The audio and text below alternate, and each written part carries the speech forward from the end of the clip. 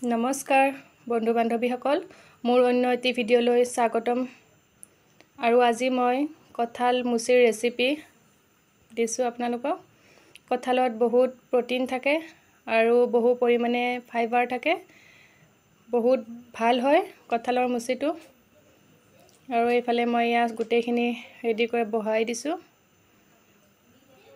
আৰু বতৰৰ ফল যিহেতু খাই ভাল লাগে, আমাৰ মানুহজনে ক'লে আজি কঁঠালৰ মুচি খাই হেনো, সেয়েহে ৰান্ধিলোঁ।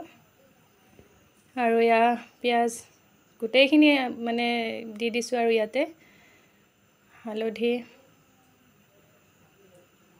বহুৱাই দিলোঁ। ধুনীয়াকৈ খাই বিৰাট ভাল পাওঁ। আৰু কোনে কোনে ভাল পায় বাৰু কঁঠালৰ মুচি? এইটো বতৰত বহুত খাই ভাল লাগে, নহয়নে বাৰু? আৰু ঘৰৰ কঁঠালৰ সোৱাদটোতো আৰু ক'বই নালাগে, নহয়নে? এয়া মই পানী দি পেলাই অলপ সিজাই ল'ম। আৰু কিছুমানে কুকাৰত দিও লয়, মই কুকাৰত ভাল নাপাওঁ বাৰু বইল কৰি। মই কেৰাহীতে এনেকৈ ৰান্ধি ভাল পাওঁ। আৰু কোনে কোনে এনেকৈ কেৰাহীত ৰান্ধি ভাল পায় বাৰু?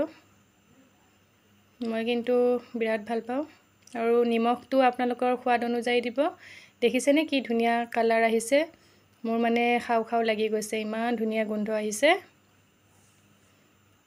আৰু এইফালে মোৰ ৰেডি হৈ গ'ল। ধুনীয়াকৈ সজাই ল'লোঁ। ৰহৰ দাইল, কলডিল, কঁঠাল মুচি, নৰসিংহে, মাছে আজি লৈ আহিছোঁ।